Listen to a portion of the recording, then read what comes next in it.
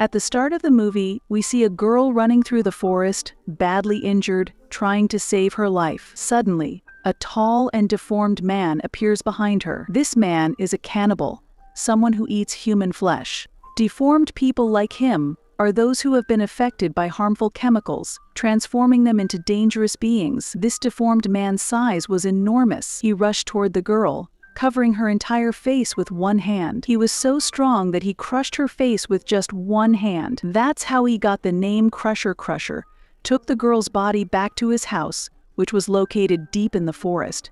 His elder brother was there too, watching TV at that moment. Crusher took the body outside and started chopping it into pieces. Meanwhile, we see on the TV a recording of the same girl, where Crusher was torturing and killing her, dismembering her body. The truth was that they had kidnapped this girl and tortured her, but she somehow managed to escape. Crusher, however, caught and killed her. She was now going to be their meal. They fried her flesh with onions and oil and ate it with great pleasure. After this, we see a group of people who have kidnapped a rich man's daughter. The girl was locked inside the trunk of a car. Among the kidnappers were a thug, his brother, a boy, and his cousin, Sarah. Sarah and her cousin weren't really kidnappers. They were forced to go along with this plan. No one knew where they were going except for one of the thugs, but he wasn't telling anyone. They stop at a gas station. The thug remains in the car while his brother steps out to fill up the tank. Meanwhile, Sarah and her cousin head inside the store. The back door of the store was open, and Sarah's cousin felt like running away, but he couldn't bring himself to leave his sister behind. At the front of their car,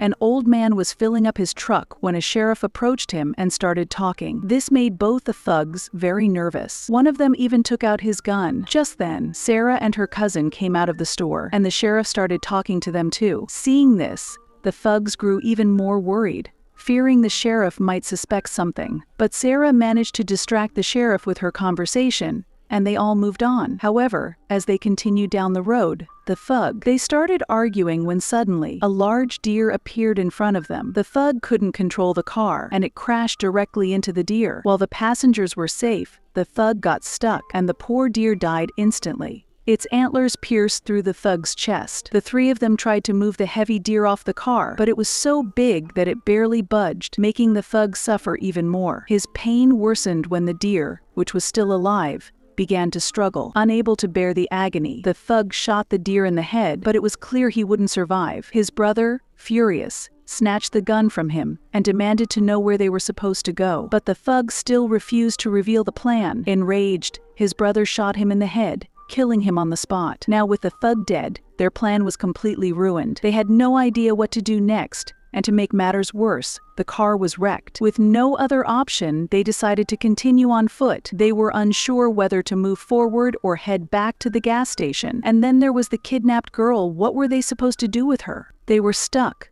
debating their next move, when suddenly a truck appeared. A man driving the truck offered help, saying that two of them could come with him to the gas station to get help. However, the remaining thug had a different plan. He thought, why take only two when all three could go, along with the kidnapped girl? But instead of going back, they'd continue forward. With this thought, he shot the man, killing him instantly, even though the man was only trying to help.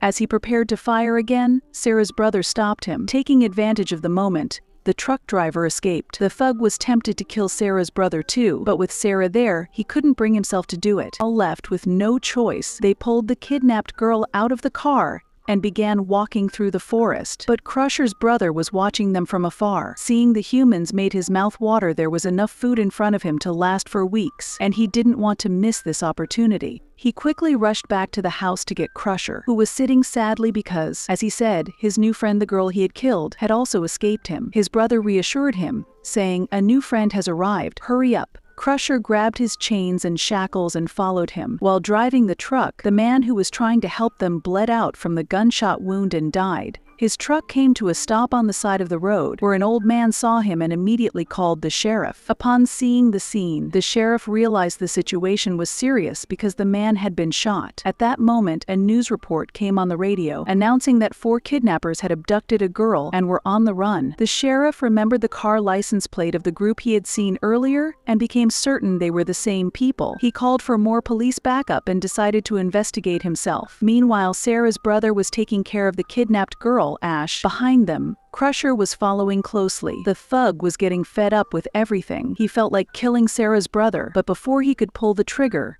someone else shot the thug. It was Crusher's brother. At this point, Sarah put on a dramatic act, crying out that the thug was a bad man who had kidnapped them and begging for help. She kept trying to act innocent, but Crusher's brother wasn't fooled by her theatrics. Sarah's brother also tried to intervene, but before he could say anything, Crusher's brother hit him in the face with his gun, silencing him. Both Sarah and her brother were shackled and taken back to their car. They were confused about why they were being brought back to the car, but it turned out that Crusher's brother wanted the deer's head. He couldn't leave behind such a delicious meal. As for Ash, Crusher's brother left her behind on purpose, hoping Crusher would make her his new friend. But instead, Crusher knocked her unconscious with one blow. Back at the car, Crusher's brother forced Sarah's brother to cut off the deer's head, and then made both of them carry it. When it came time to take the head back, Sarah's brother asked if they didn't want the rest of the meat. Crusher's brother replied, "No, we don't eat animals." Sarah's brother thought he must be a vegetarian, but he hadn't heard clearly. Crusher's brother meant that they didn't eat animals because they ate humans. They were cannibals. By this time, Crusher had taken Ash back to the house, but left to soak in the tub. We then learn that Ash had only been pretending to be unconscious. She tried to escape,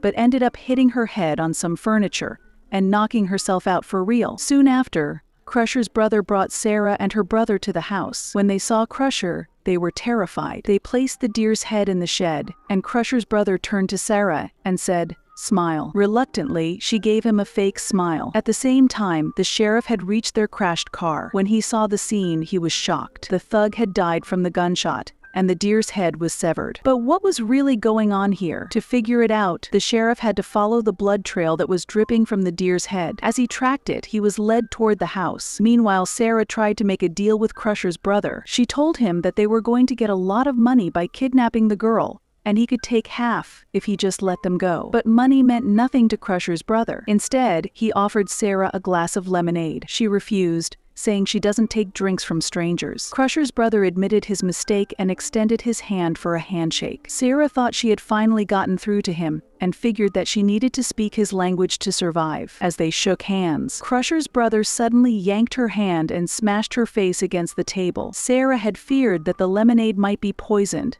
but then she reasoned that if they wanted to kill her, they could have done it back in the forest. So, she decided to drink it. Afterward, she commented that Crusher's brother was just like those people who commit public murders, but Crusher's brother corrected her. "This isn't a public execution," he said. "Murder takes time, and we don't kill quickly. We slash, torture, and crush skulls with one hand, and then cook them up for a feast." He pointed a gun at her, and Sarah, without saying a word, drank the lemonade. Afterward, Crusher's brother put the gun aside and got busy with something else. Seizing the moment, Sarah grabbed the gun and fired at him, but the gun was empty. It was then that Sarah realized there wasn't any poison in the lemonade, but rather a sedative. As she began to lose consciousness, Crusher's brother went to Ash, who was tied to a chair. She was still pretending to be unconscious. He unlocked her restraints and removed the cloth from her mouth, revealing her face for the first time. At the same time, Crusher knocked Sarah's brother unconscious with one blow. Crusher's brother told Crusher to lock Ash inside a shirt and keep her there. Crusher did as instructed, binding Ash and suspending Sarah outside, ready to carve her up. He placed a bag over her head to block her view and set up a camera to record everything so they could enjoy the footage later. Crusher then took Sarah's brother inside and tied him to a chair. Crusher's brother brought Sarah back to consciousness and positioned her in front of the camera. He began to taunt her. And hearing that, Ash thought to herself, "Why not use the deer's antlers to cut the ropes tying my hands?" Crusher's brother made a small cut on Sarah and then picked up his camera,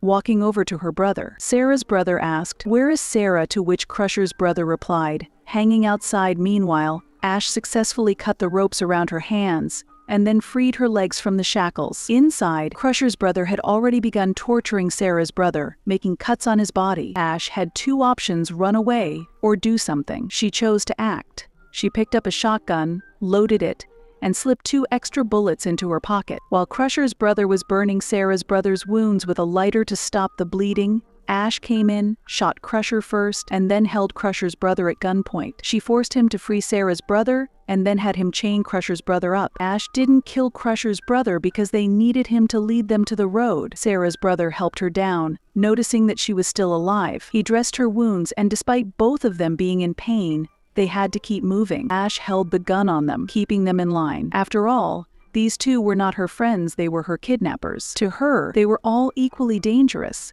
But the biggest threat was still Crusher's brother. As they walked, Crusher's brother suddenly grabbed Sarah's brother. Sarah's brother yelled at Ash to shoot, but when she didn't, Crusher's brother snapped Sarah's brother's neck, killing him. Ash still didn't fire. That's when Sarah grabbed the gun from Ash and shot Crusher's brother herself. Now that Sarah had the gun, Ash was once again a prisoner. Sarah pointed the gun at Ash, but before she could pull the trigger, a gunshot rang out, and Sarah's head exploded. The shooter was the sheriff. He had shot Sarah, thinking she was about to kill Ash. The sheriff questioned Ash briefly, then said, "Take me to their house. I'm not leaving until I get to the bottom of this." When they arrived at the house, they discovered Crusher was nowhere to be found. Ash realized they were in serious trouble now, and wanted to flee, but the sheriff handcuffed her to a chair. The sheriff stepped outside, where Crusher grabbed him and crushed his face with one hand. Then he began to dismember the sheriff's body. Inside, Ash managed to free herself from the handcuffs. Crusher had started tossing the sheriff's limbs into the air, and as he picked up a large knife,